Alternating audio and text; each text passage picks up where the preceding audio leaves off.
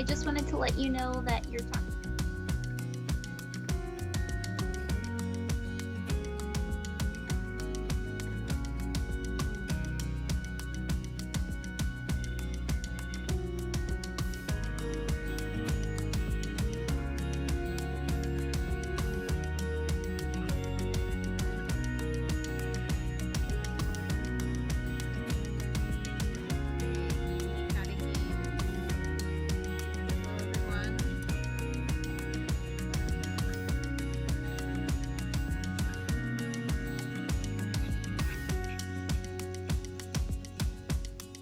Good afternoon.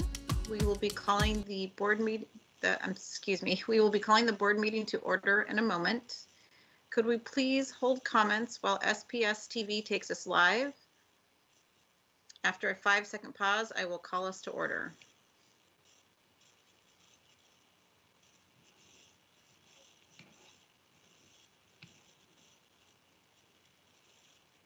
This is Director Hampson. I am now calling the board special meeting to order at 4:01 p.m.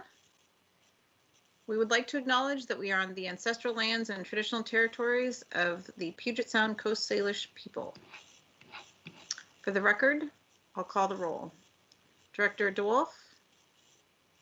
Director DeWolf, I believe, will be joining us late. Director Harris. Present. Director Hersey. Here. Could barely hear you, but I got the affirmation. Director Mack. Here. Director Rankin. Here. Director Rivera-Smith. Present. And this is Director Hampson. The superintendent is also joining us for today's meeting. This meeting is being held remotely per the governor's proclamation prohibiting meetings such as this one from being held in person. The public is being provided remote access today by phone and through SPS TV by broadcast and streaming on YouTube. Today's meeting is also being recorded. To facilitate this meeting, I will ask all participants to ensure you are muted when you are not speaking. Staff may be muting participants to address feedback and ensure we can hear directors and staff. We have one action item on today's agenda, approving resolution number 2020/21-4.1, restating and amending the reopening resolution, reopening plan, and remote learning model previously adopted for the 2020 to 21 school year. May I have a motion for this item? Sorry. Yeah, Director Hersey, I have a motion for this item. Yes. I move that the school board approve resolution number 2020-21-4.1, restating and amending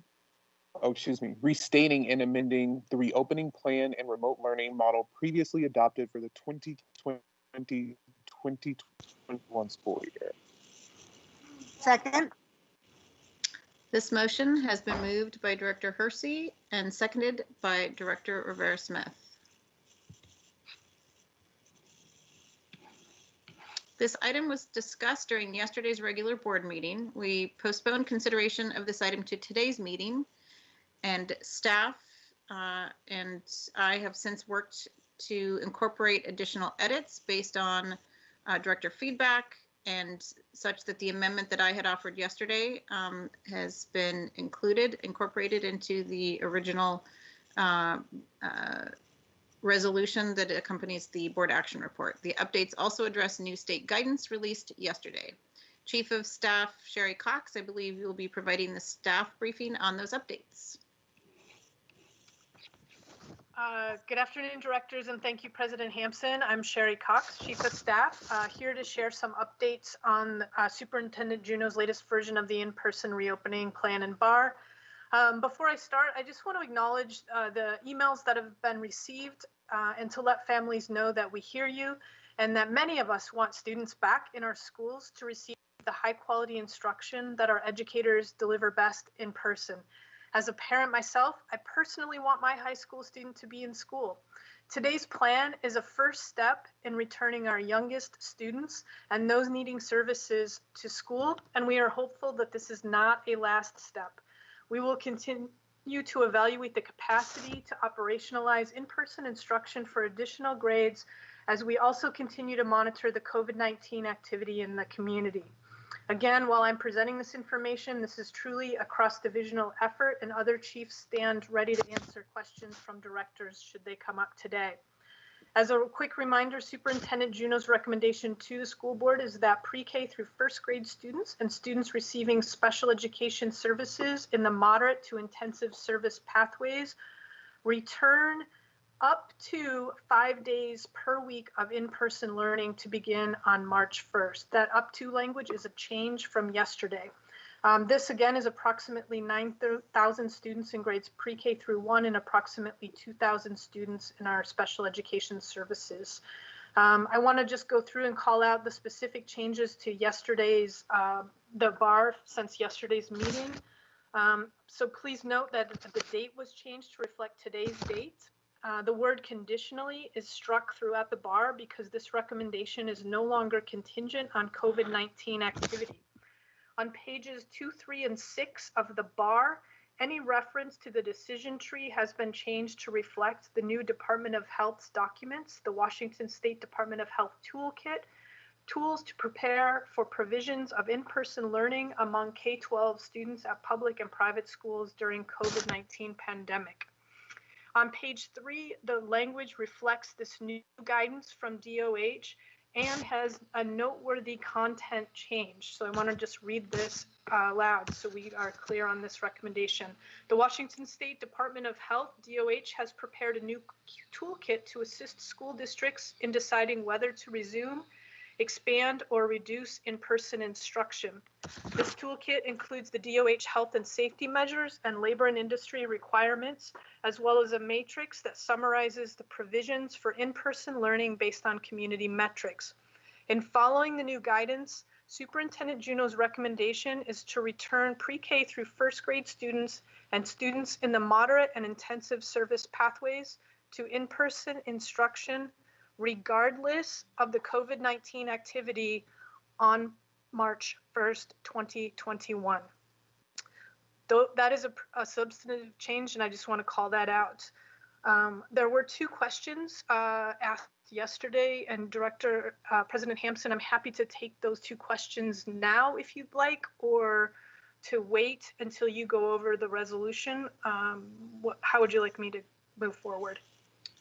I'll just make a brief statement, and then we can maybe go back through an initial round of questions, and people can either restate or, and if that doesn't come back up again, then you can answer it at that time. Okay, I just want to also call out and thank you, President Hampson, for working together with me today to combine the 2 resolutions into one resolution. And I will hand it over to you to explain the work that we did today.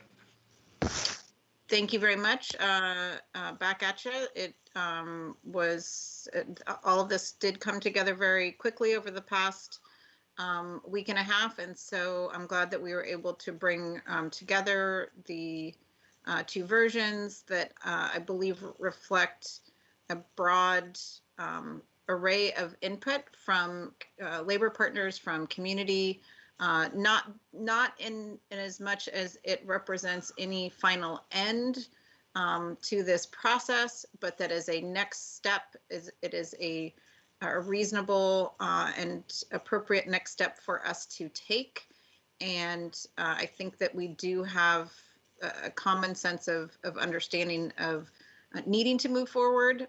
And I'm very much looking forward to hearing the thoughtful questions that I know our directors are going to have about, again, what hopefully is a blending of those 2 perspectives, so that we're providing, again, as much clarity as possible, and just re-emphasizing that this is just one step in a process. I do believe that this will be one step in a very prolonged process of not a new normal, but at least for the foreseeable future, the state of our schooling environment And I appreciate staff's willingness to work with us in creating what that first step looks like, what's reasonable for us to accomplish, and that with hopefully some immediate success in that, we can then see what things are going to look like going forward. I also want to acknowledge that I know folks are nervous about taking this step, as is understandable.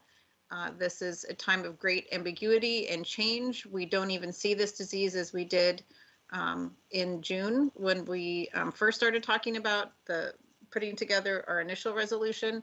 And I can't imagine a more narrow or tiny eye of a needle that we are trying to thread here. And so I'm hopeful that we can have a quick and productive meeting today to get to a place of common understanding. And with that, I'm going to turn it over to, and I also want to say thanks to community members. We are looking at your emails. There's all kinds of interesting thoughts and questions coming in to fellow board members for bringing up your points, to senior staff for answering questions on the fly as we're trying to get this put together, particularly within the new information that came down from the governor, and that this is about doing what's best for Seattle Public Schools, not feeling the need to collapse under the pressure of recent announcements, but to make appropriate steps forward in light of them. Okay, so then I'm going to turn it over. I'm going to start at the bottom of the order and go to Director Rivera-Smith for the first round of questions, whether it's repetition from yesterday or additional questions that you have.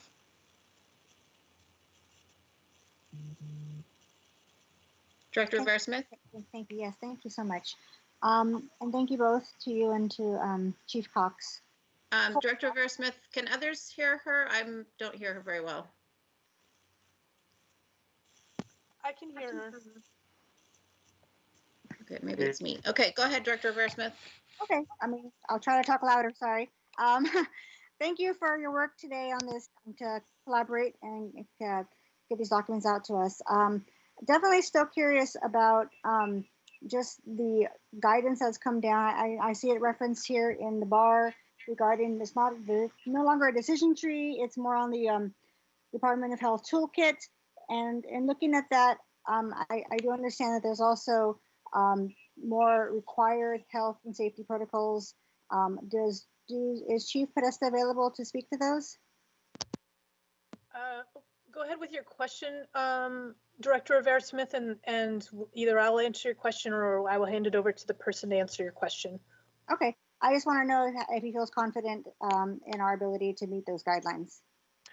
We feel confident after reviewing the newest guidance from from the Department of Health that we can meet or are already meeting many of the requirements outlined. I understand. And I understand, so part of this plan is it's not really stated in here, but the plan would be to survey our families and staff to gauge their interest or their ability to come back in. I honestly, I really wish we had that information going into these meetings, and I understand that I can't go back in time and make that happen, but I think that is definitely a key factor in our decisions for these matters. Knowing where our families and maybe more importantly our staff, since we can't bring kids in without staff there to meet them. So do we have a timeline for that? Yes, we have a timeline for what we are calling our intent to return to in-person services. And that first survey, we will be centering our Black families and our families furthest from educational justice to try to ensure that we get data from them first and foremost, as we will be collecting data from families in the pre-K through first grade band, as well as the families of the special education services in the moderate to intensive pathways. And so that first survey, Director Rivera-Smith, is set to take place as early as Wednesday of when we return, which I believe is January 6th. So I have two questions there, I guess. can it be done, I don't know, can it be done sooner than that? Like, do we have this still more time to do it before then? And then second question is, I feel that we would benefit from doing all families now. I understand that's not the plan to bring them all in, but as we move forward, if we are going to keep discussing and considering how to get more families in, again, I would love to have that information before making those decisions. So I think we could benefit from doing more families. Is that a consideration? So yes, thank you for both of those questions. So because of the winter holiday break that is coming just less than 24 hours from right now, we will not be able to roll out the surveys prior to that break. And that is because this survey will be done in partnership with our educators as well as our school leaders. And because the educators are not expected to work over the next 2 weeks, we just cannot make that happen. And so the soonest we can roll it out is, in fact, when we are rolling it out the week, 2 days after we return from break. That's your first question, I think. And your second question, this is our first round of the intent to enroll. And so, yes, we probably will be surveying other grade bands. But at this time, this is our top priority, as this is what we've called out and are hoping for your approval on with today's bar and resolution. I understand, and again, I get that we don't want to. We wanted to. I'm not saying it should be all one. I would say be separate surveys. Clearly, I'm just wondering if there's a way we can do that sooner than later, just so that we do have, as a board, that information to help us make decisions on other populations going forward. But yeah, that's my take. Other board members might feel different, but I have a question then regarding because I think we talked about this last night regarding who is going to, because to get our classes down to 15 for the pre-K through 1. I understand we will be using other staff to staff those classrooms. It's not just teachers. I don't want to say what groups it was, so I don't know I'll get it right. But can you tell me that there will be other staff filling in there? Yes. So the other staff that we may need to utilize to bring our class sizes down to the recommended cohort size of 15 to 1 is our English learner teachers and our intervention teachers. That was one of the questions that I have intended to answer. I believe Director Rankin asked that question yesterday as well. And so the question Director Rankin asked was, well, what about services that those intervention teachers and the EL teachers provide to students in grades grades 2 through 5? And it is unfortunate, but if we needed to utilize these teachers as homeroom teachers for our kindergarten or first grade students, they would have very limited, if any, capacity to serve the EL students or for the intervention teachers to serve those students who may be needing additional supports. Yeah. So to mitigate those factors, we would, for the EL students, be utilizing our paraeducators to the best of our ability to support those students who need the EL supports. As far as students who need the intervention teachers supports, we would be utilizing those Wednesdays to provide some additional small group instruction to those students. However, it does come at a cost. I'm not suggesting that it's all going to be perfect in this situation. We would, though, prioritize those students in grades 2 through 5 for our summer programming, and again for our Wednesday small groups. And we would be utilizing our paraeducators to their full potential to support the students. We do know that in our 13 priority schools, for example, they are staffed more richly in our kindergarten, first and second grades. And so we really won't know the impact and how much we will need to utilize those teachers until we get the data from the intent to enroll back from our families. Definitely, and that's another reason it would have been nice to have that already, but I understand that's in the works. Thank you for that. I will pass to next director. Thank you. Thank you, Director Rivera-Smith. Okay, and Director Rankin? Thanks. I have, I guess it's a comment about the bar, because my understanding is that we can't make amendments to the bar only to resolutions. But so I just kind of wanted to say for the record that in the bar, it states that the paragraph that starts on December 5th, 2020, Superintendent Juneau recommended to the board, da, da, da, da. And then it says, after feedback from board directors during the retreat on December 5th, 2020, Superintendent Juneau has modified that recommendation to be limited to pre-K through first grade students instead of second grade students.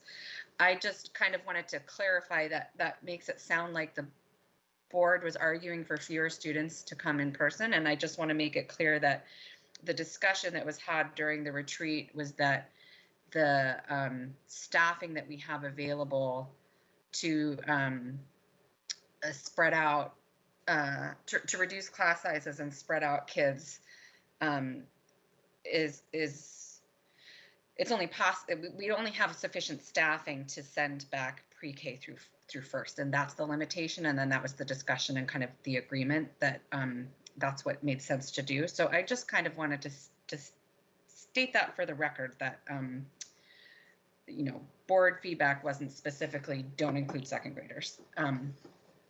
Okay, so moving on from that, I want to reiterate and appreciate that President Hampson and Chief Cox both mentioned what I really hope the public will understand, that this is a step in what will likely be several phases.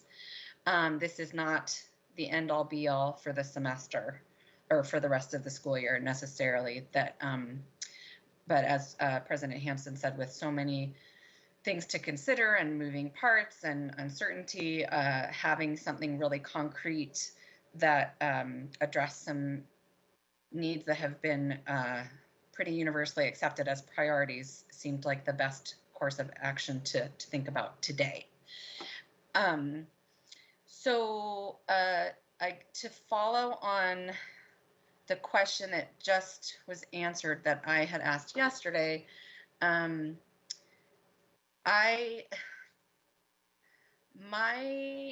guess what I'm wondering is what kind of flexibility can we give to school buildings individually to mitigate some of the impact of those specialists being reassigned? My assumption is that on paper it's one thing, and in actuality, depending on the number of students who opt to return in person, the number of students who are being served by those support staff, and how and when, and the way that staffing models are slightly different at you know, based on our equity tiering, that it sounds that talking about it in a broad brush strokes across all buildings sounds worse than maybe it really will end up being. But I don't want to assume that and then have it, you know, have those supports lost for, you know, a whole bunch of students who are remaining remote. So can we talk about, or can you tell me how we might be able to adjust or be responsive to information that comes from the family intent to enroll on a per building basis, to make sure that we're not that if, like, you know, if it is as we think it might be, predominantly white families opting to return in person and predominantly families of color that opt to keep their students home, and then we're diverting staffing resources from the students of color who remain remote in order to serve affluent white families in person, that feels very, very wrong. But I also don't know that it will necessarily work out that way, but there's no way for us to know unless we have the opportunity and flexibility to address it on a per building basis. So it's not so much a question, but like, can somebody talk about how we can address that? Ooh, Director Rankin. Thank you for that question. So you're absolutely right in that we won't be able to know exactly how and how many of our EL and intervention teachers at our elementary and K-8 schools we will need to utilize to roll this plan out. We also know that our schools with, on our equity tiering, our schools with higher needs are staffed more richly. So those class sizes are already many times meeting the 15:1 or lower requirements. So in those cases, we wouldn't need to utilize those additional staff. The other thing we know is that our kindergarten is way under enrolled. And so again, our kindergarten classes are very small, pretty much across the board to my knowledge. We will be collecting the intent to enroll data on a class by class, school by school. So we're not going to collect, I mean, we'll have the aggregate data in central office, but that's not the data that we'll be using to make decisions. And actually by we, I mean, school leaders will need to carry out the planning of their master schedules to provide the in-person instruction that will be needed and to provide the remote instruction that will continue to be needed for some of our students, for those who do not intend to return to our schoolhouses. So I don't know that I can't, and I know you know I can't answer your question specifically, but the assumptions that you're making are the assumptions that we are also making, and know that we won't know exactly the level of need until we collect that data. Okay.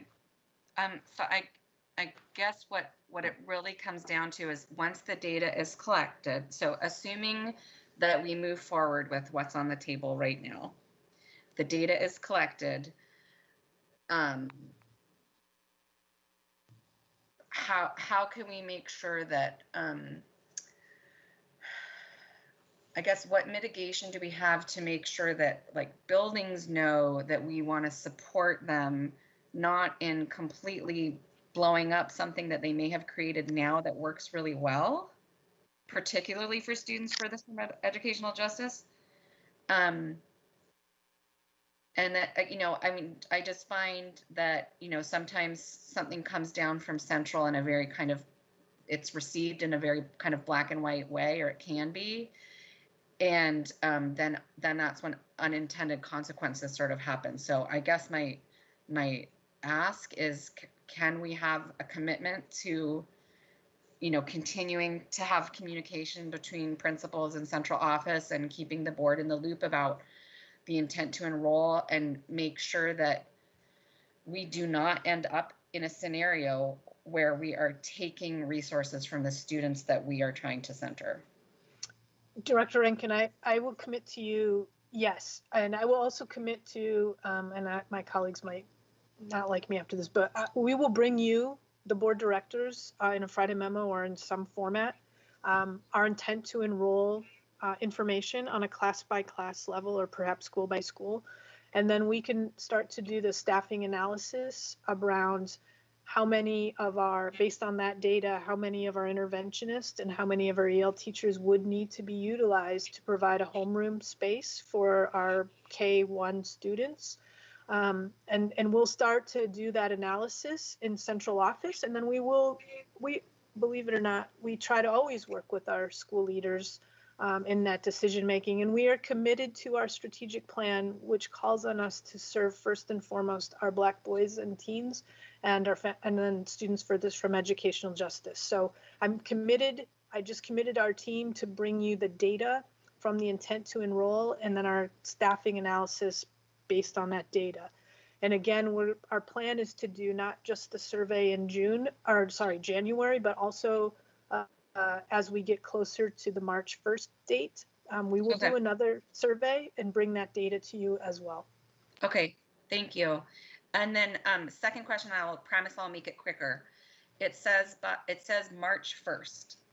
I am, I guess rather than ask the question, I'll just state, should there be school buildings and or programs, school buildings for the pre-K one and or the programs for the intensive service pathways that are prepared before March 1, I would like us to allow them to start. Okay, I hear you. And I don't know if that is reflected in the resolution, the way it's written, or if it needs to be in order to make that happen. And then I'm guessing that my colleagues. I'm happy to make an amendment if I need to say like by March 1st. I don't want, if people are ready to go, I don't want the amendment to stop them. Yes. And so I guess I also don't want to hear from the resolution. I want to hear from a couple of my colleagues to see if that would cause us problems in our negotiations with SEA. So Dr. Cotter, are you on the line? I am here. Do you see a problem with some schools starting before others as you start negotiations? Well, I think we need to think about maybe special education pathways first and a phase in. I think it would be hard to all of a sudden on March 1st do everybody. So I think we would love to think about a phase in. Yeah, and those conversations are already happening for our special education. But I think what Director Rankin's specific question is let's say 5 buildings in the central area are all ready for K and first grade students on February 22nd. Can they start?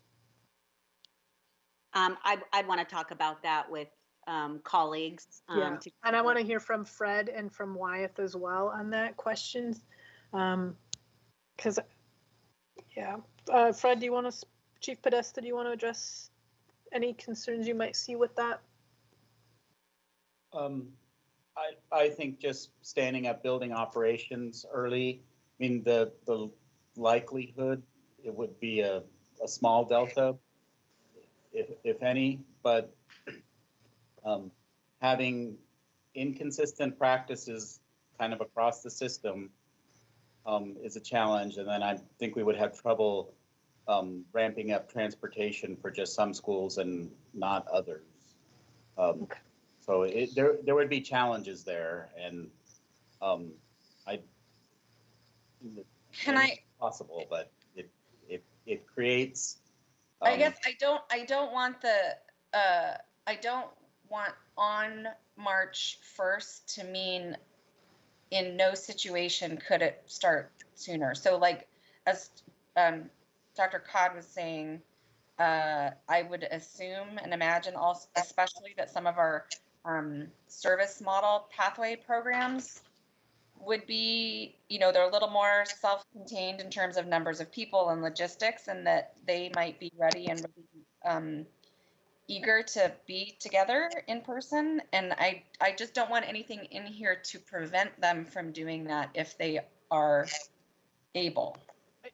Yeah, the medium and intensive service pathways, them being slightly staggered is different than opening a school and having the other support, custodial and other support services, and then transportation in particular.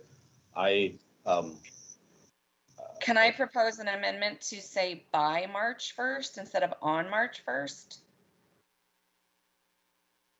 Yeah, I think Director Rankin, you have the authority to do what you wish to do. The other thing I just want to call out on the early the pre-K K1 is it makes it difficult for families to plan if we don't pick a date. And I hear you with the intensive services. And I think I know that Dr. Pedrosa is on the line and that we are actually committed to moving as quickly as possible to operationalize the return person services for those students. Okay, so I'm going to go ahead and pass the next director, and I'm going to look at the language more closely right now. And if Greg, if you have a suggestion, I think everybody knows what I'm getting at.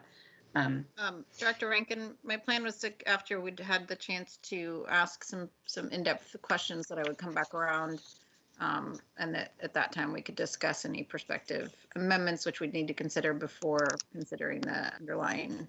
Okay. Sounds Thank you, good. Director Rankin. Okay, Director Mack?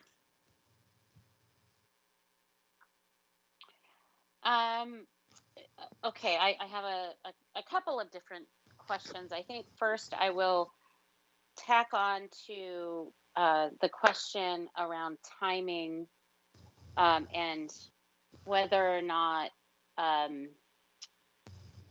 we are stating in the resolution that March 1st is the day everyone comes back, or whether or not there's flexibility that perhaps the intensives can come back earlier if that date is different. And I hear Director Rankin's intent behind that, and I understand the limitations that we have to give dates, and appreciate that that's true. And I want to be careful that we are not putting in a resolution something that would preclude putting those students in if we were able, as you know, getting our special ed students into the buildings right after the break would be awesome if that's possible. I know that's probably unrealistic, but that by date might provide, or that by language might provide some flexibility, not to remove the actual date when the expectation is for the majority of the grades, but I just wanted to comment on that I hear where she's coming from, and I feel similarly that it needs to be maybe a little bit clarified in the resolution so that we don't miscommunicate that. And okay, so Director Mack, do you want me to talk to that, or do you want to just go to your next question? No, you already kind of did, and we can talk about it further when the only she thing I offers guess the I would amendment or add whatever. is that I don't want us to overpromise and underdeliver. And I know that Dr. Pedrosa and her team is working, I believe, with SEA and others to get those students that are in that moderate to intensive pathway back in school as soon as possible. Yeah, I hear that. And I'm not sure that it's, if we're saying by that date, we are not, if we do it on that date, we are still delivering. So I hear you. More conversations from other directors as well. I'm happy to hear from that. The question that the first question that comes to mind is reading through the language of the resolution. It makes some statements around support for other groups of students, but it doesn't, and in Director Hampson's and Director Rankin's intros, and you've also said that this is the first step. However, we're going to run out of time because, as you've already very clearly stated, it takes a good couple of months to get all of the ducks in a row in order to make this happen at all. So if we are making a decision now that all we are going to do is K1 and then the moderate to intensive special ed pathways, then that's all we're committing to do.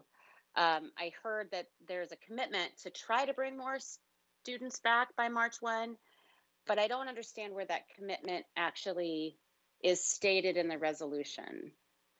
Director, if I may, Director Mack, and Yeah. I think if you refer back to the original content of the state guidelines and the state requirement that leads us to our original resolution, of which this is an update, and we could have prospectively had updates prior to this time. So it is incumbent upon us to, if we feel that we have the information that pushes us to that next step, if we see enough progress that we can get to that next step, that we could come out pretty quickly with additional resolution updates. So these can be, we can do updates as frequently as we feel is warranted and necessary. There's nothing that precludes us from doing that as a board. And it's a matter of, making sure that we are able to get the information that we need to demonstrate to us that we can move those things forward. And this is not in any way meant to be, there's no finality to this, just like there was no finality to the original resolution.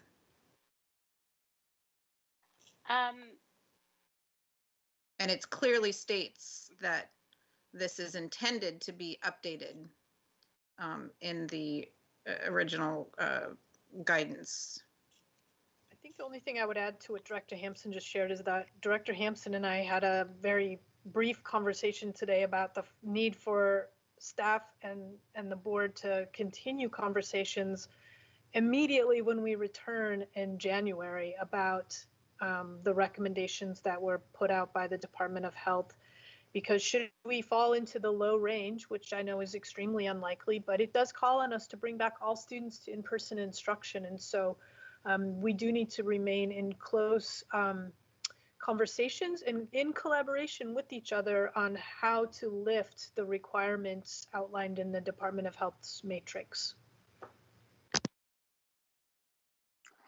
I appreciate that. The commitment that you made verbally there to have those meetings and have those conversations isn't stated in the resolution. So it's a miss. I mean, we can say we might do it, but A, we haven't committed to it in the resolution. And B, can you still hear me? I have. Again, okay, good. So here's my suggestion: is that if I'm can not I finish, that please, that's Chandra? Let me I'm just sorry. finish my statement. Finish my That, okay. that you consider putting forth an amendment.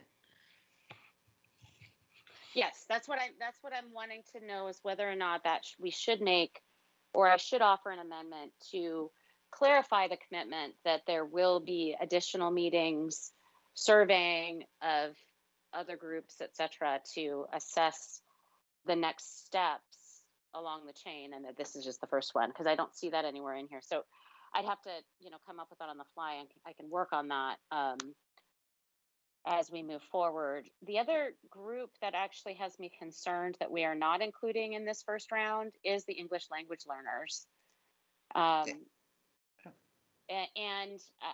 I see that we have, the resolution calls for support for pilot programs and outdoor ed.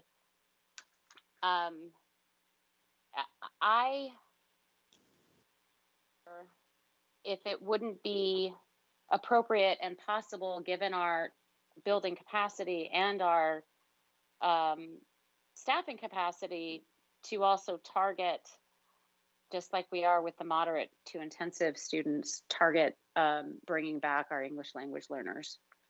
And I spoke briefly about this with Sherry a couple days ago, or yesterday, I guess, in the afternoon. And I'd like to just get clarity on what the barriers to that are perceived to be at this point, or the barriers that we believe exist are to including English language learners at all grade bands, or at a minimum, the bilingual center, some of those specialized groups that really would benefit from being in person. Thank you, Director Mack. We did have a conversation about this yesterday, or maybe the day before. So as far as English learners, the best mode of instruction for them is to be engaged with their grade level peers in the general education classrooms. And so to try to think through how to operationalize providing them full day in-person instruction, for example, a second grader, that would go against best practices, and it would put that student in a very restricted environment. And so that is why we are not recommending bringing back English learners in grades 2 through 12. As far as operationalizing the students in the bilingual orientation centers, I do believe we could try to lift those students up to return to in-person instruction. I don't know. I know, Kansi, that English learners are not in your division, and Dr. DeBacker, you might also be able to weigh in here, but I know, Kansi, you're also an expert in this. Can we operationalize bringing the BOC students into in-person services without other impacts on their educational day? If you're talking about strictly bilingual orientation centers, because we have about 4 sites for those specifically. If you're talking about expanding that to other newcomers, that would have to be worked through the operations and the internal operations team, because that's different between you're thinking about 3 sites, because as you know, ELL students get served in all of our schools, and many of them are also newcomers in that system as well. So we would have to be really clear on the students we're served, and that would have to be done in consideration if we're talking about more students. Then the operations team and school operations team would have to be involved in making that decision. So what I think I hear Dr. Pedrosa saying is, Director Mack, is that we could bring back, we could probably operationalize the students in our bilingual orientation centers, but we cannot, for the reasons I stated before, operationalizing, bringing back newcomers in, for example, Wedgwood, because we would be removing them from their homeroom classes and putting them in a restrictive environment that their family has not chosen for them to be part of the BOC programming. Okay, so then in order to clarify that, it sounds like it's possible. It's a relatively small number of students in the bilingual orientation center. I don't know if anybody has numbers to provide now, but would an appropriate amendment be in the second paragraph to include bilingual orientation center students, if that's a possibility? It feels to me to be an important focus of our students furthest away from educational justice. Director Mack, are you asking if we can operationalize that? Because you can, of course, make an amendment as you see fit. So I guess they'll, chiefs, is there any one of our chiefs has a concern about our ability to operationalize if we were to add the bilingual orientation centers?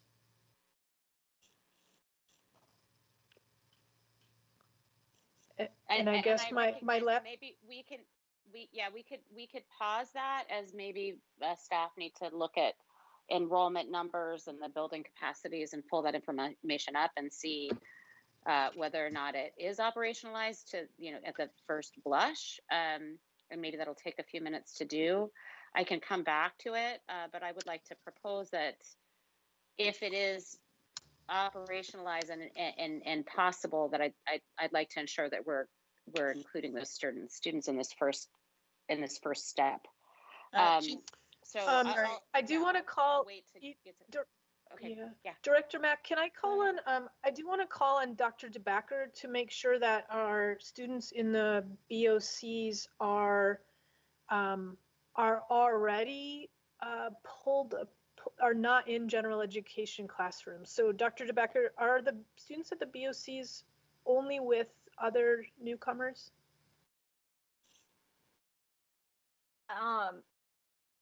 For the most part, yes, but not 100%. So answering Dr. or Director Mack's question or concern or thoughts is that operationally it might be possible, but instructionally, I'm not sure it is the most appropriate. And then of course the idea that if they have an IEP, it's a more restrictive environment. So there's a lot of things to consider there. If it's just on the operational side, I mean, Fred could answer that, but it wouldn't be something that I would recommend as Chief Academic Officer at this point. Okay, so Director Mack, I think Excuse me, it's, Chief. Go ahead. Chief Cox, Chief Cod had her hand up. Did you have something to add, or did Chief DeBacker cover it?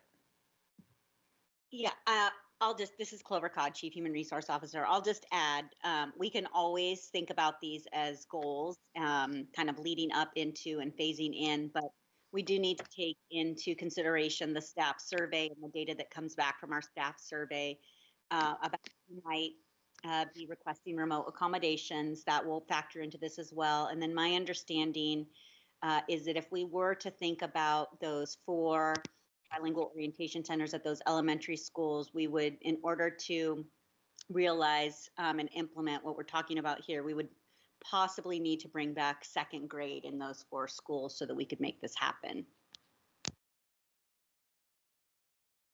Okay. Well, I will ponder whether or not to put forward an amendment of some sort to state that intention of attempting, but maybe not commit to it if it's not operationalized. It's not possible to be operationalized. I recognize that what's in here now, you feel relatively confident that it can be operationalized, and the concern around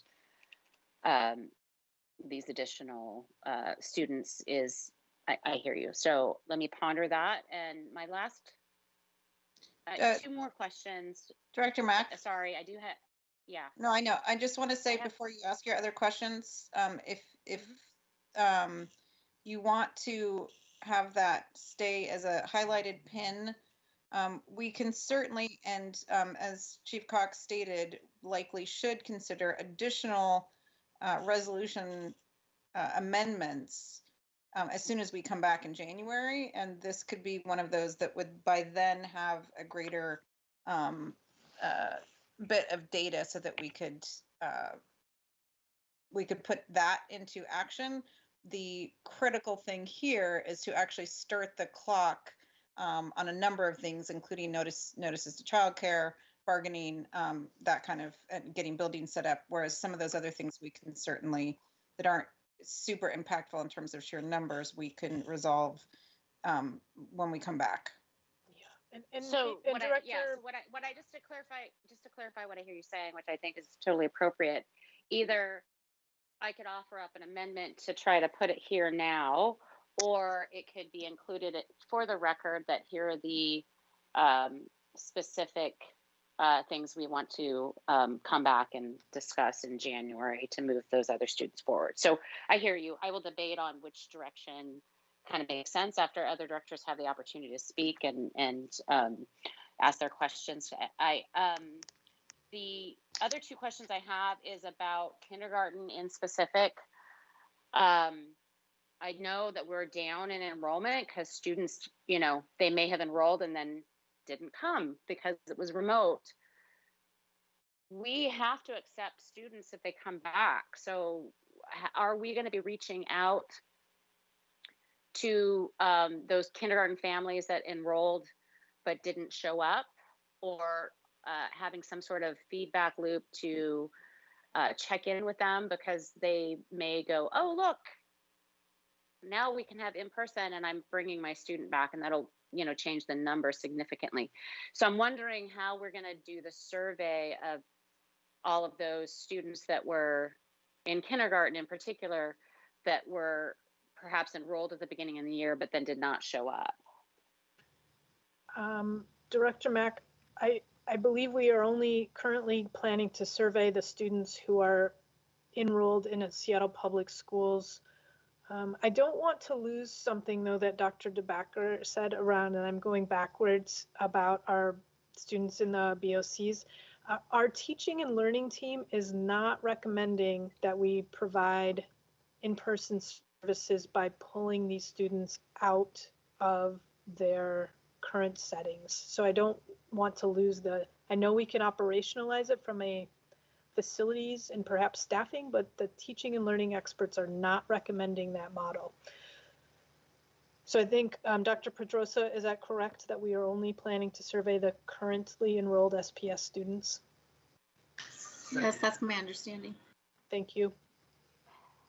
Well, and thank you, Ms. Cox, for that clarification around the instructional importance. I think one way also to look at operationalizing it would be potentially to look at those classrooms that have higher populations of English learners and bring those full classrooms back, or at least offer it to those classrooms as a whole. So you wouldn't take them out of their environment. You would, have the general ed setting.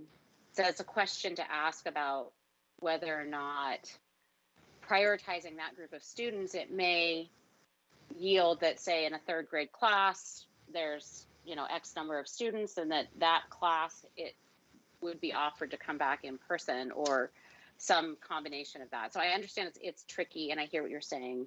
I just feel it's very important that we provide the best service that we can, and I just want to think about these things. So I hear that it's probably not a good idea for me to make an amendment on that point at this point because of the trickiness of all of it, but I think I will likely put it as something that needs to be discussed further in January. And the kindergarten question, I do remain concerned about just whether or not we'll kind of end up with more students than we expected because they'll come out of the woodwork when in-person is happening. So, hey, Director, before you yeah. answer that, Chief Cox, we are almost an hour in and we haven't even gotten through 3 people yet, so I need to move us along. Can we hold on that question and see, because I don't know that it's absolutely critical to getting to a yes or no on this particular resolution today, and we're already on our second consideration under huge time crunch. So if I can move to the next director, and then if we have time, we can come back around. Yeah, my last question was something I can put a pin in, and that's fine. Thank you. Okay, I'd appreciate it. Thank you. And I think your questions about EL students, they're in the other part of the resolution for a reason, and so we do want to keep coming back to that. So thank you for bringing that up, Director Hersey. Hey, so my questions are mostly around our timeline with our labor partner. So, given if we pass this resolution forward tonight, when are we thinking about beginning bargaining? Have we mapped that out yet? Director Hersey, I'm going to let Chief Codd answer that question for you. That'd be great. So this is Clover Codd. So Director Hersey, we have not mapped that out, but what we would do is we would begin talking with SEA. I mean, we would not start during winter break. I think I've said this before. We would start when we come back in January. And so if we're talking about a March 1 or sooner start, that gives us a good, 4-6 weeks to be able to get some bargaining done. Okay, great. That was my biggest concern because I'm just trying to desperately avoid the situation we were in last year. And so however we can expedite this process just to make sure that we are, not only staying in compliance, but also making sure that our educators get a fair contract. I would imagine and anticipate that there's going to be a fair amount of advocacy around this issue. And so I'm just making sure that as we come to the table that we are prepared to do as much in our power to make sure that we are also thinking not only, in the interest of our students, who should be our primary objective, but also in the very real situation where we're now going to be asking educators to come back into a situation where, previously 2 or 3 weeks ago, we were not having, a robust conversation about returning under these current measures, but now that bar has kind of moved. So I do want to just acknowledge that there are a lot of teachers in our system that are feeling very scared and very nervous right now. At the same time, feeling very excited about, the possibility of coming back with their students. I'm just making sure that as we orient ourselves to these conversations as a district, that we are prepared to do what we need to do to mitigate as much risk as possible and make sure our educators feel safe and supported as we ask them to return.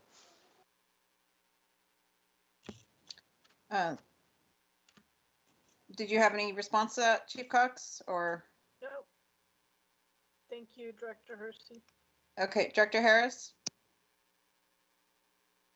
Several questions and comments. What is winter break? The dates surrounding that, please.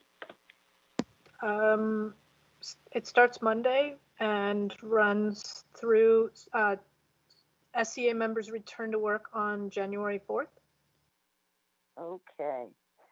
I wonder whether or not we can get, I appreciate that folks have earned their time, but I'm wondering, frankly, if we can get started earlier with our negotiation with our labor partners. If we're going to do this, we need all the time that we can get. First comment and question. Second, have we heard from the governor or Superintendent Reichdahl about moving teachers and educators to as high up on the first responder tier list for vaccines? I believe yesterday the governor Reichdahl stated that our educators are in the second priority of the vaccines. Well, it would seem to me that we need to push back given what they did to us yesterday, and I want our educators protected as soon as humanly possible.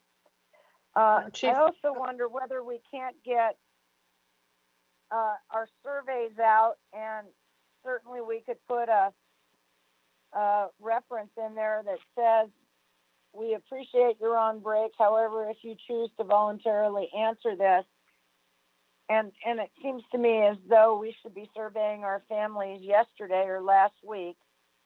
And I'm curious as to what the turnaround time is, given the fact that the Pulse surveys, the turnaround time on that was, in my opinion, and we heard testimony yesterday, unacceptable. Child care centers, we've got to give them notice in working with good faith, ethically, with our community partners, and or make a determination up front, at least for now with K1, that we're not going to evict them. And I also wonder whether or not that will be an impediment to a bargain, having non-SCA folks on the premises in terms of issues of trust, etc. I absolutely want our kids back in school as soon as possible. The health and safety issues to me are so paramount. And we're coming up on a Christmas holiday where people are going to ignore the recommendations not to have family dinners, etc. And we've already seen a blow up from Thanksgiving. So I feel a little cynical about these numbers that are being paraded about, and extremely cynical, and I'll say it again. Yesterday's surprise announcement from the governor and the superintendent, not well taken. And that is not collaboration amongst folks that are voted on by the populace if we're not given a heads up and have an opportunity to collaborate. I'm frankly outraged by it. Go ahead. Director Harris, I will lose track of your questions if you, so could I just address a couple of the things you just mentioned? And then I see Dr. Codd also has her hand up. Oh, please do. Thank you. Sure. So Dr. Codd, you had your hand up before, and I'm not sure if it's still up. Do you want to go first? Yes, please. So I just wanted to respond, Director Harris, as soon as this passes tonight, assuming it will, I will reach out to SEA to get bargain scheduled and in partnership with them. I just wanted to let you know that. Thank you, Director Codd. So Director Harris, regards to your questions about child care providers. So that was a question that Director Hampson brought up yesterday. And what I have learned today after that question is that we will on Monday be putting out letter to our child care providers, letting them know that they may need to move into different spaces. However, we believe that we will be able to accommodate nearly all, if not all, of the child care needs, even when we bring back our pre-K through first grade students. And so our intent is to do everything in our power. As I mentioned yesterday, we are more than thankful for the services that these folks have provided for our families and our students during this time. And so we are going to do everything that we can to ensure that if they can't stay in the current space they're using, that we will help them with the licensing and finding additional spaces. With regards to your question around the survey, we know from looking at data, and it's why we're choosing to do some of the web work over the holiday break, is because our families do check out of SPS services, including utilizing web, utilizing surveys, etc.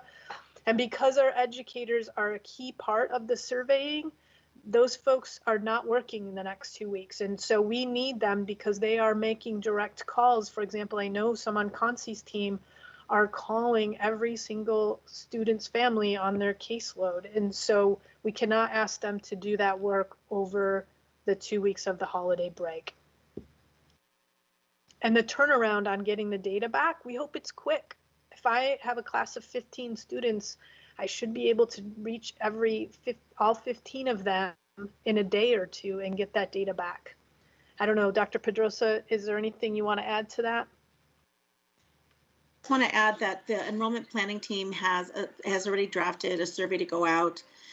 We are going to follow very much, and we're going to track information to make sure that we're targeting our bilingual families and then following up with schools. We have a two-prong approach, and then we are willing to phase that up quickly so that we can start getting the information back as quickly as possible. Our goal is to know, especially around our special education families, to know, as we have to know those numbers because that will help the operations side of the house to ensure that we can actually then phase up things quickly. Okay, and then my last question is for our kindergartners and first graders and our other children we're proposing to bring back in, have we done a comprehensive check on their vaccinations so we don't end up adding layers to potential infections, etc.? And remember the huge lift it was a year, 2 years ago from our staff to reach out and make sure that's happening. Is that happening? Thank you, Director Harris. Actually, that was just last year. Chief Jesse, can you address that our current Ks, I'm guessing that our health services team has monitored to ensure they have their vaccines, but can you confirm that? That is correct. Anytime they come in for the enrollment center, we check for that verification. We actually updated our process last year as part of the new requirements by the state. And so we're ready to go. We would, any new students coming in, of course, we open our arms to new families coming in, even mid-year, as Director Mack is referring to. And so we would make sure that they have that documentation as again required by the state. So can you tell me it's 100% up to date, or do we have a backlog we need to address yesterday?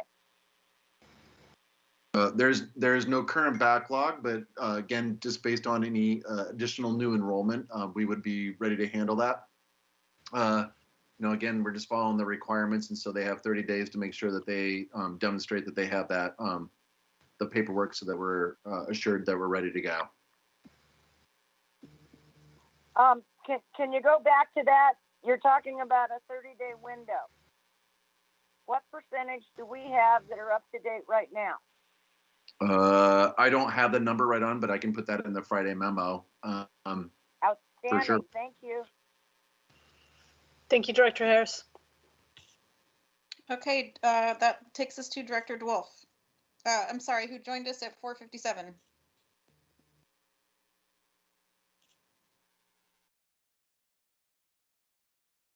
Director DeWolf?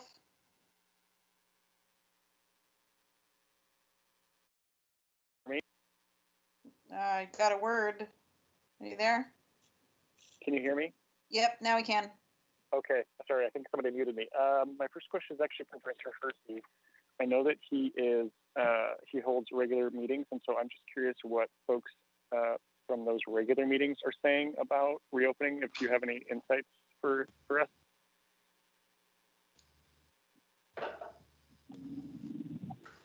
Yeah, sorry, I was trying to get toward the mute button. I would say that based on, again, my regular meetings have been mostly focused around our communities and schools in District 7. I would say that a lot of people are not excited about returning. I think that the general consensus among families that I've spoken with have been for us to really focus in and hunker down on offering as much of a robust remote learning plan as possible. Additionally, and that goes for families, not only Black families, but families of color, and many others, just again, across my district. I think that there's a growing concern and agitation that we are very close to a vaccine, and yet we have a mandate in many respects placed on us when we really just need support in delivering the safest model possible. But again, I would say that folks are, interested in the idea of returning K1. I think that there's a lot of concerns about how we can do this operationally and how we can provide there are a lot of concerns about how we can provide a fair contract with our teachers supplying the appropriate amount of PPE and upgrades to our various buildings that would be necessary for us to do this and have folks feel, 100% safe in the, models that we're offering. But generally, I don't think anybody's terribly excited about this. But I do think folks are cautiously optimistic. So that's why I'm really just trying to make sure, in response to your question, Director DeWolf, a big part of this is making sure that we are not only making this, safe on paper, but making sure that it's actually rolled out in our buildings in the same way that we're having conversations here. Because one of the key things that we've heard across meetings is that, policies aren't necessarily being followed when we get down to the building level. Adequate PPE is not being provided. There are amendments and changes made to policy given specific situations in terms of our students who we've already been, offering special education services to.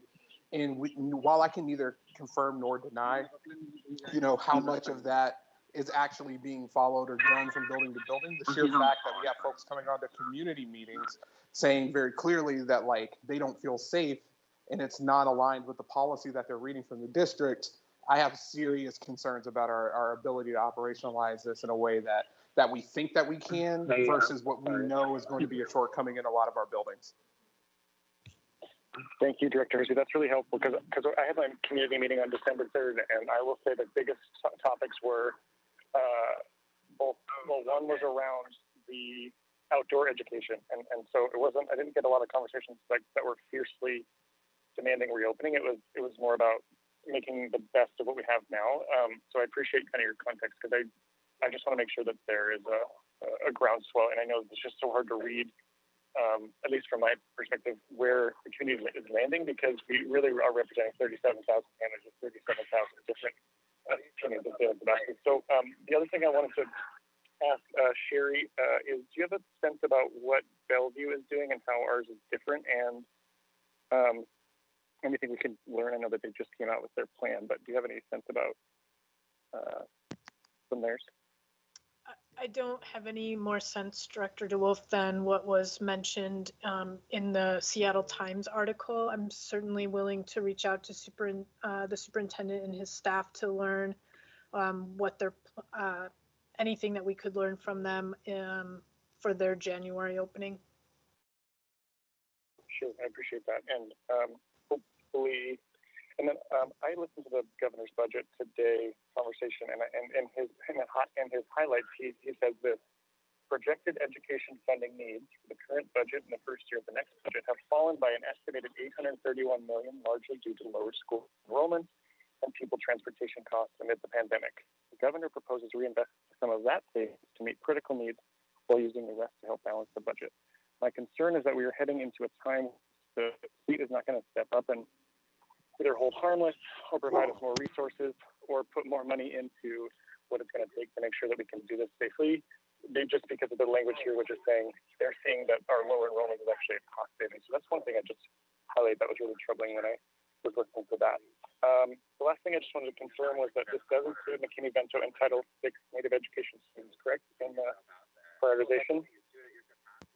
It does not include them in the prioritization, although it is in the resolution that Dr. Hampson and I worked on today as a group of students that we would be looking at perhaps in the next round. And like I had explained to Director Mack regarding best instructional practices. There is not a good instructional practice to pull out McKinney-Vento students for in-person services and remove them from their homerooms or the rest of their schedule. Okay. And then I'll just end with the fact that I'm going to try to lead here with a little bit of abundance and trust. And I think starting with pre-K through 1 would be really helpful for us, particularly because trying to reopen cold and try to bring everybody back would be really difficult. But I see this as a starting point for pre-K through 1, and hopefully we can phase in with others. So I see this as a great starting point, and thank you for the work on this, Dr. Hampson. So. Okay, thank you. So I will just make a couple of clarifying comments and then come back around to follow up on any prospective amendments to the resolution as it stands. So I want to be really clear about the commitment that we need to maintain as board, that the district needs to maintain as staff, that we will continue to come back to this and to respond to the conditions and the needs of our students in the context of this evolving pandemic, so that we can set ourselves up well. I think we've heard a lot from our constituents about concerns for fall, and I understand that. I understand the kind of the fear that comes up if you're feeling not a good sense of confidence about our ability to put something in place now, that will we be able to do it for fall. And I think that this is a really critical first step to making sure that we are going to be able to have something not just for fall, but for summer as well, and be able to adapt to what things look like with a vaccine. I want to be really clear, though, that the vaccine, it is not my understanding, and I don't believe it's the understanding of health professionals in this current timeframe, that this is a vaccine that makes you not experience it doesn't mean you don't get COVID, but you don't get sick from COVID, and so it doesn't reduce the risk. It's more like the flu shot, and so our adaptation is going to be not complete, that we're not returning to anything that is like it was before. And so we've got to be shooting for something that's reasonable. I do want to clarify that we are very intentional.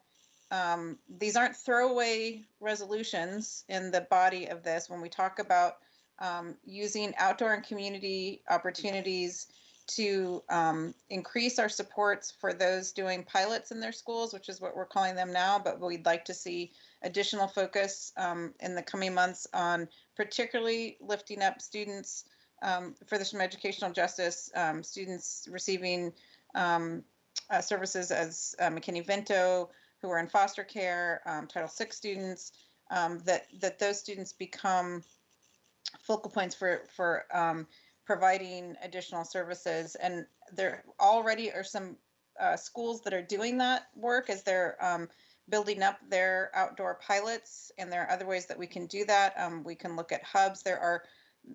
That particular portion of the resolution is intended to be some release valves for increasing in-person opportunities for students outside of the scope of a full return to in-person that has to be fully bargained. So I just want to be really clear about that intent. Those aren't throwaway items. And then also to be really clear that one of the things that we know to be true is that we don't have the transportation or other funding for what was proposed by the governor yesterday.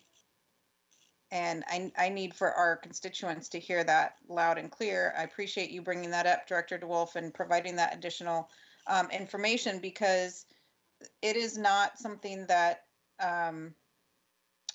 we will know if we have funding for in terms of transportation. We don't have those transportation dollars. There was no, there was a increase in the number of cases that we in within which we can return to school, but there wasn't any decrease in the what's acceptable in terms of social distancing, and therefore the costs by definition go up, and that is going to impact us for next year as well.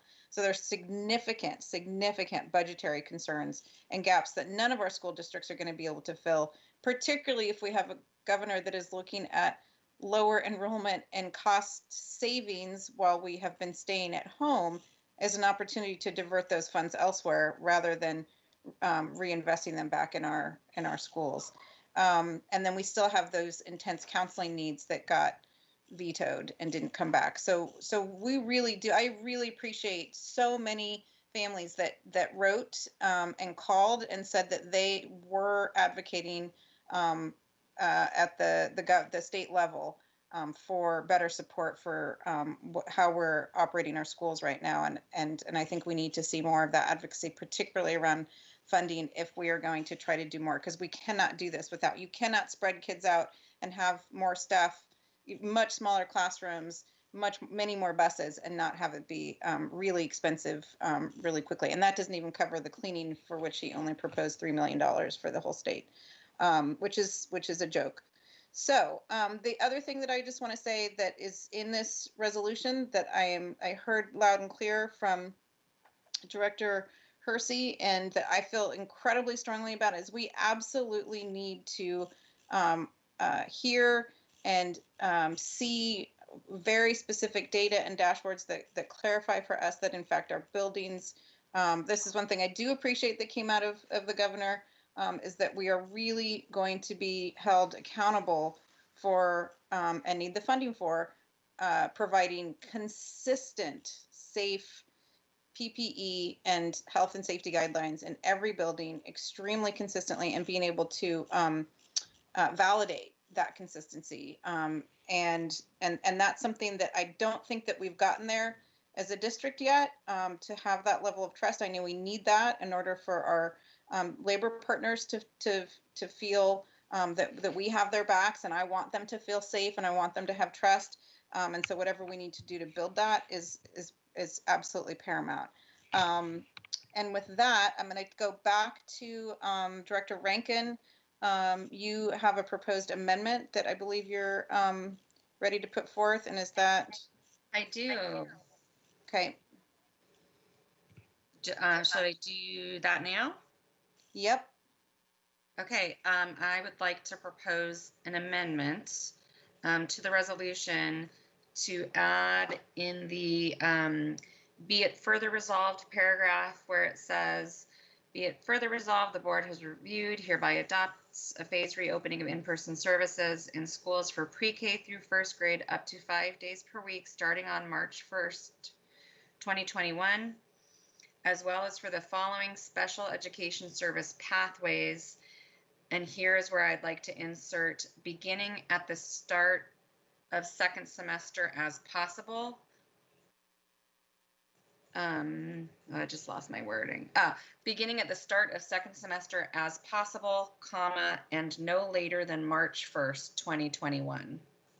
And then the semicolon and the list of the services. Okay, can you just restate the specific, is anything being deleted or just simply added? Nothing's being deleted, just added. Okay, can you just restate that?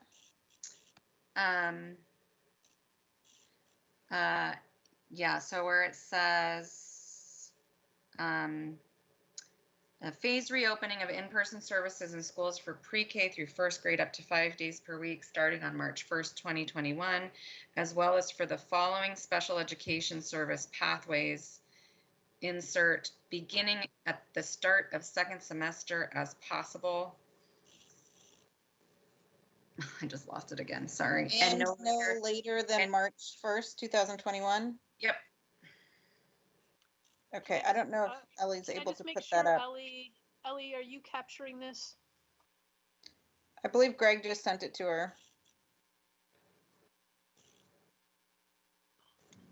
I just want to be sure the board office has got this. Yes, I do have the text. Okay, so while she puts that up, let me just see if any, just raise your hand, directors, if you have any questions about that.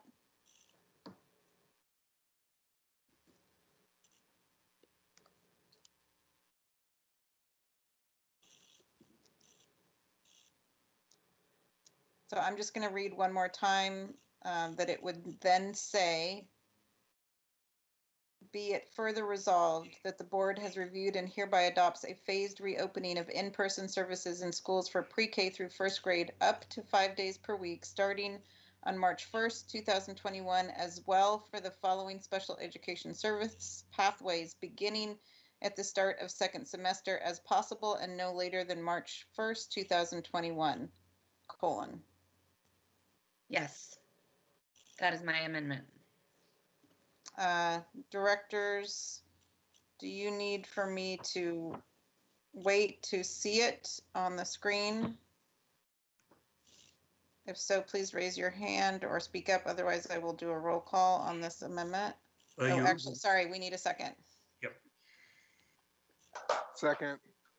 Okay, so this amendment was moved by Director Rankin and seconded by Director Rivera-Smith. I mean, Director Hersey.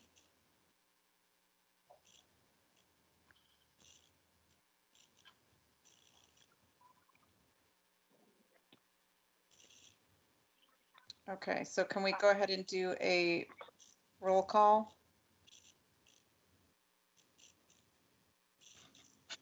Yes, I can call the roll on Director Rankin's amendment here. Director Rankin.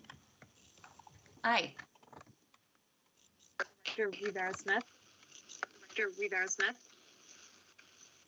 Aye. Aye. Director DeWolf. Director DeWolf. Aye. Director Harris. Aye. Director Hersey. Aye. Director Mack. Aye. Director Hampson. Aye. The amendment has passed unanimously. Okay, thank you. So now, are there any further amendments?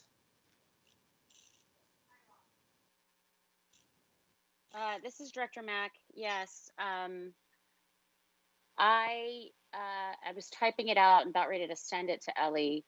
The third paragraph where it says, be it further resolved that the board directs the superintendent to continue strengthening remote services for K-12 for 2020-21 school year, with exception of students receiving special education services in alignment.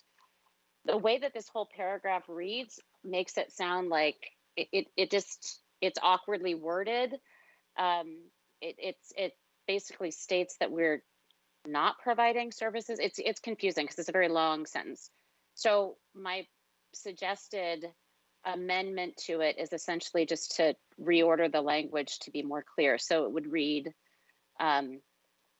be it further resolved that the school board directs the superintendent to continue strengthening remote services for K-12 for 2020-2021 school year, and has recommended that SPS continue this model until the risk of significant transmission of COVID-19 cases has decreased enough to resume in-person instructions. Period. Students receiving special education services in alignment with individualized education programs and 504 plans, if it is determined on an individual basis that services can be provided safely in person and cannot be accessed successfully through remote learning, will be provided in person. It's the same intent of that, but the way that it's stated actually makes it could be confusing and say that we're accepting. So I just, that's the amendment. Did you already send it to I Ellie? need to finish. No, I just needed to finish typing it out because I didn't copy properly, etc. So I will send it in just 1 second. Is this, it sounds like it's not substantive. Greg, are we? It is pretty substantive in terms of how it's stated now, because it says with the exception of students receiving. So I do actually feel that the way it's worded is Substantive and that it's changing. The intent here is to clarify that we are strengthening remote learning and that students receiving special education services that have been determined to need in-person services will get them. That's the intent that's here. Right, right. But it states that there's an exception and it makes it doesn't read clearly. So let me finish Ellie? typing it out and I will send it over. Okay, or Ellie, you can pop up a proposed amendment if you heard it. Just clarify. President Hampton, Yes, Director Harris. thank you. A point of inquiry. I don't see anything in here that talks about summer school. And when we usually talk about the school year 2021, I'm not sure we always speak about summer school. And as you referenced in our conversation the other day, that is looming upon us, and it will be even more necessary this year, probably than any other years past. Are we looking at putting together another resolution come January, potentially? I hope so. Yeah. Just asking. Okay. I brought up both summer and fall, and the instruction I received was that we couldn't. But now I see that you're talking about it as the summer. I was saying summer and fall, which was not wouldn't be an amendment to this particular resolution. But if we're talking about just summer, but I do think that it would be better to do that in January. Thanks for the feedback. Appreciate. Thanks.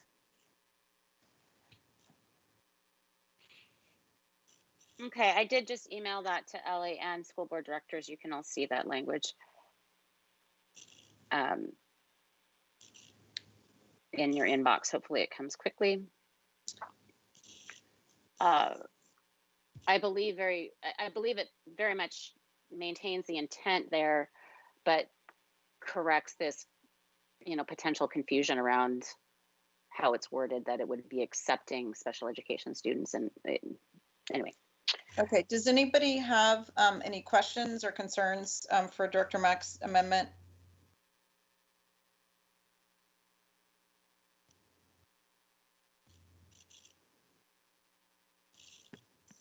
No, but happy and to Ellie, second did it. Thank you.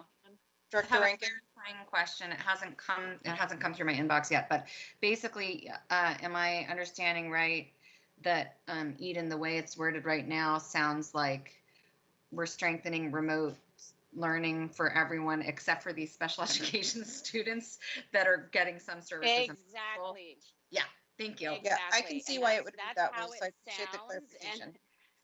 And I tried really to wanted address make sure that we're strengthening remote services for Yeah. all students and ensuring that those that are, I tried to address that in an edit a couple days ago, and I think I probably just. Director Rankin, can we please not talk over each other and go one at a time? There are other people listening. Okay, are we there yet, Ellie? I have not received it. Okay, well, I'm going to assume that it was understood by everyone. Am I okay moving forward, Chief Narver? Sorry, struggling for the mute button there. I don't think we've had an official motion yet. I certainly didn't hear a second. There wasn't a second. Yeah, I'm sorry. Okay, can you read it? Your final language that you sent. Sorry, that's right, because she didn't have the language yet. So please restate the motion, and we'll ask for a second, Director Mack. Okay, I'll go ahead and read it through. And I think it's probably easiest just to strike through that section Just and read it. accept this language. So I move that for the third clause down, this language replace that language. Be it further resolved that the board directs the superintendent to continue strengthening remote services for K-12 for 2020-2021 school year, and has recommended that SPS continue this model until the risk of significant transmission of COVID-19 cases has decreased enough to resume in-person instruction, period. Students receiving special education services in alignment with individualized education programs and 504 plans If it is determined on an individual basis that services can be provided safely in person and service cannot be accessed successfully through remote learning, will be provided in-person services. And Ellie, when you see that, I accidentally left off the last word services in the thing I sent. Okay. Has it come through? Because it shows as sent here, but I don't, Ellie's Sorry, not it takes a answered while, when it's Dr. Mack. showing. Yeah. Is there a second? Second. Okay, this motion has been made by Director Mack and seconded by Director Harris. And I believe it just came through. So I'm going to wait 30 more seconds so that folks can read it. And just for clarification, the last word services is not there. So I apologize for that. There's one additional word at the end.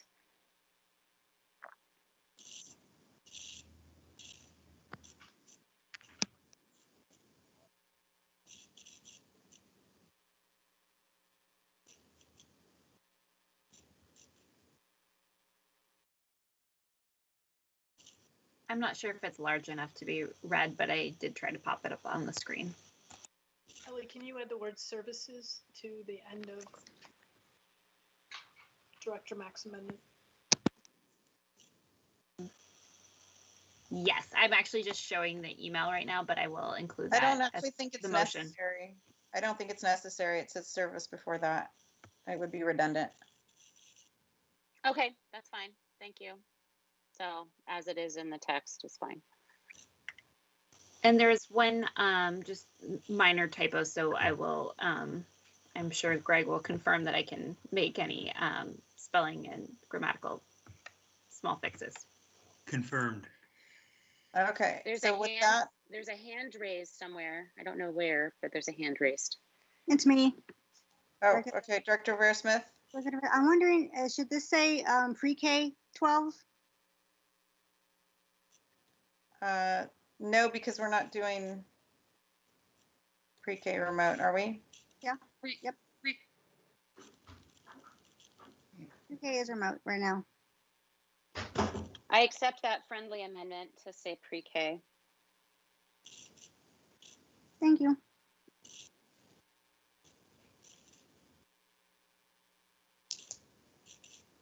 Does your second still stand, Director Harris? Second is friendly amendment. Thank you. Okay, so as amended, the amendment, please call for the roll, Ellie. Ms. Wilson-Jones, sorry. Getting up on the screen, and it is the amendment as moved by Director Mack with one minor typo correction and the language just provided regarding pre-K, just for clarity. Yep. It's not quite what's on the screen. Director Rivera-Smith. Aye. Director DeWolf. Aye. Director Harris. Aye. Director Hersey. Aye. Director Mack. Aye. Director Rankin.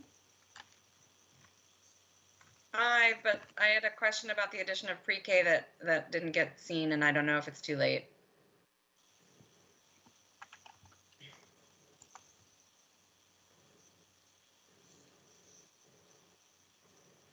On this amendment? Well, the addition of pre-K, it's a technical question. We provide,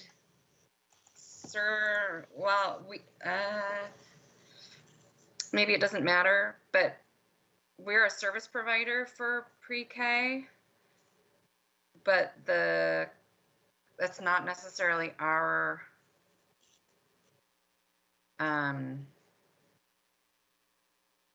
content, and so I'm not sure. I'm not sure if pre-K is appropriate or not in there, but I would need someone from staff to chime in, but yeah.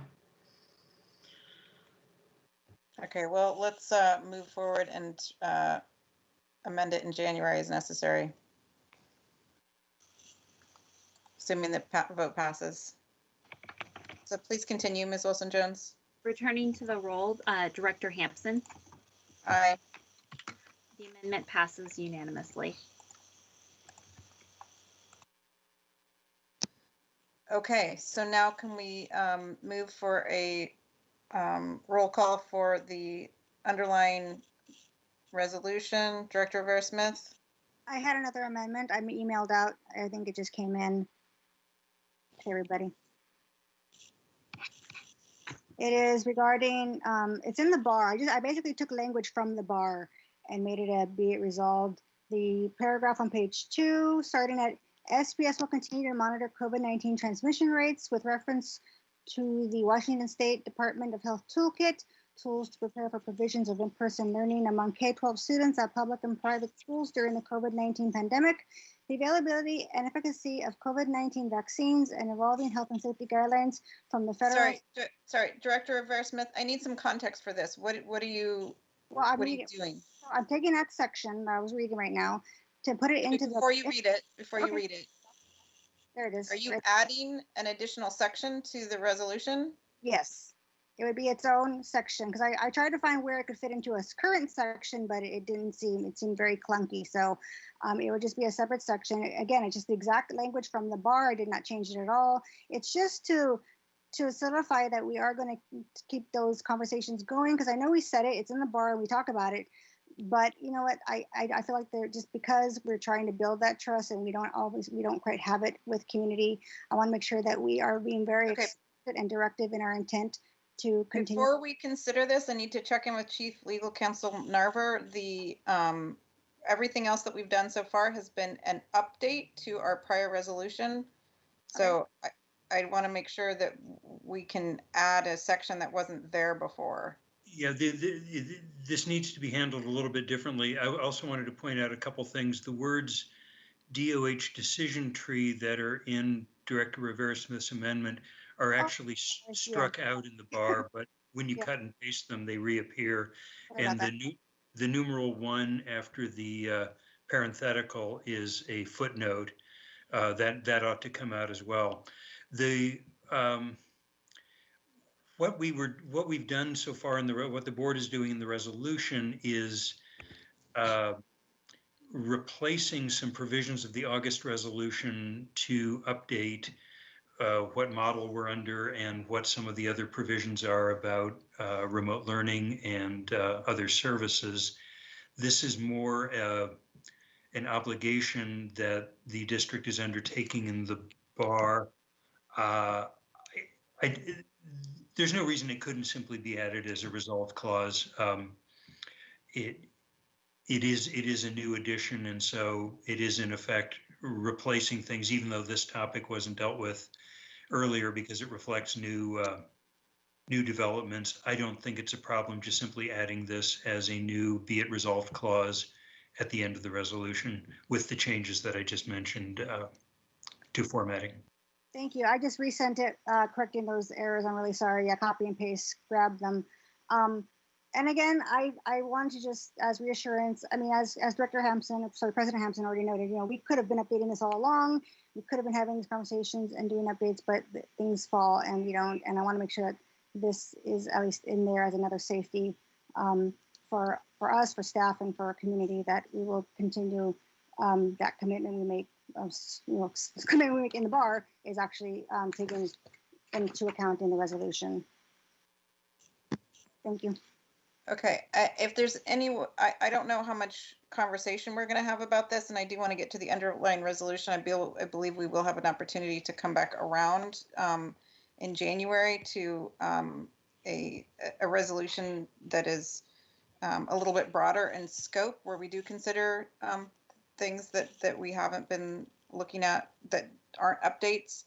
So are you willing to hold this until January since it's an addition?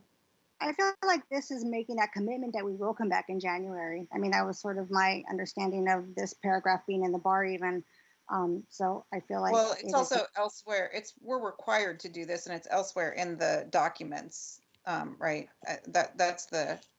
It's duplicative is what I'm saying of Well, how what's about- yeah. elsewhere in the what we're required to do by the state, because I believe it's in the checklist.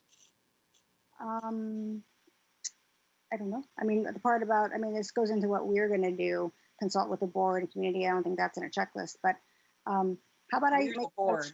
We're the board. Yeah. So that's what I'm saying. You pulled something. This is SPS, but this is the board resolution. It's of a slightly different character. So, do other board members have questions about this?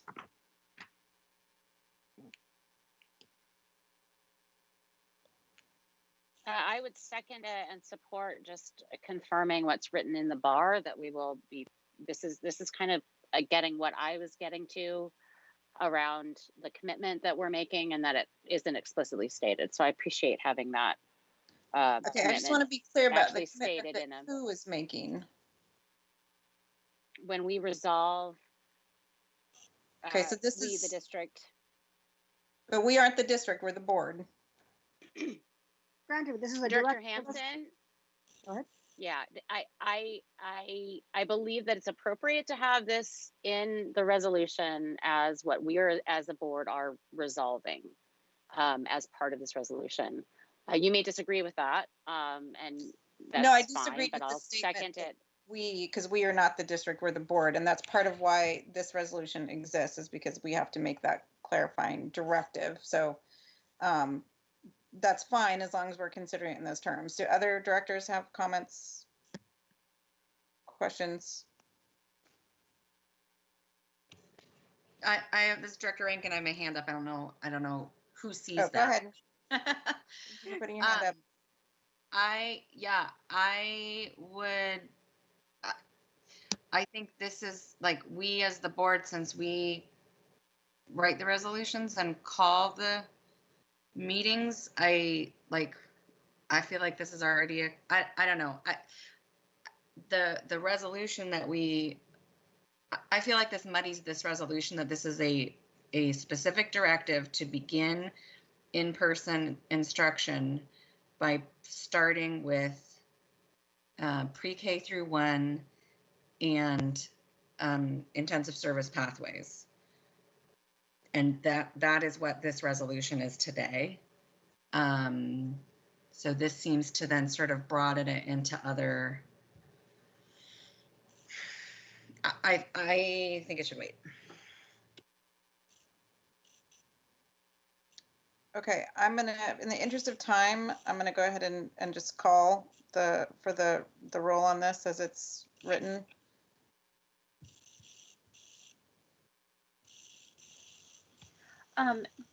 Director Hampson, I'm not sure that I got the specific motion, or whether I got the motion in the second, or statements that people were intending to make a motion and intending to make a second. So this was moved by Director Rivera-Smith as presented on the screen, unless she states differently, and seconded by Director Mack. Thank you.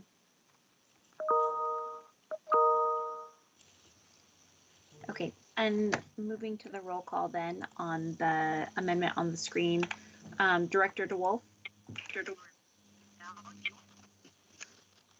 Abstain. Director Harris. Aye. Director Hersey. Abstain. Director Mack. Aye. Director Rankin. No. Director Rivera-Smith. Aye.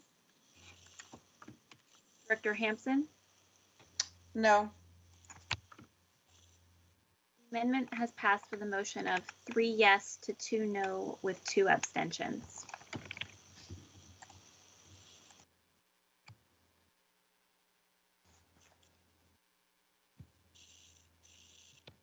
Okay, let's now move to votes on the underlying amendment, the underlying resolution.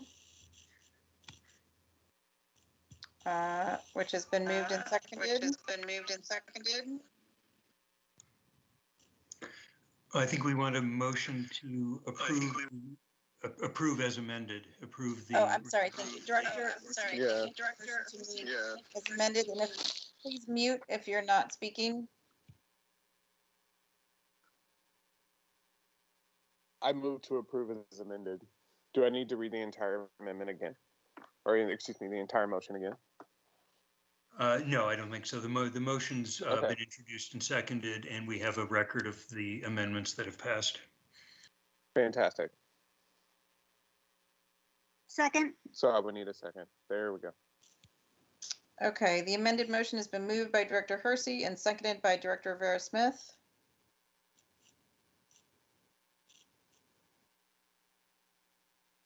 Can you please call for the roll?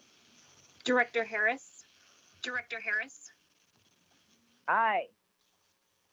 Director Hersey. Aye. Aye.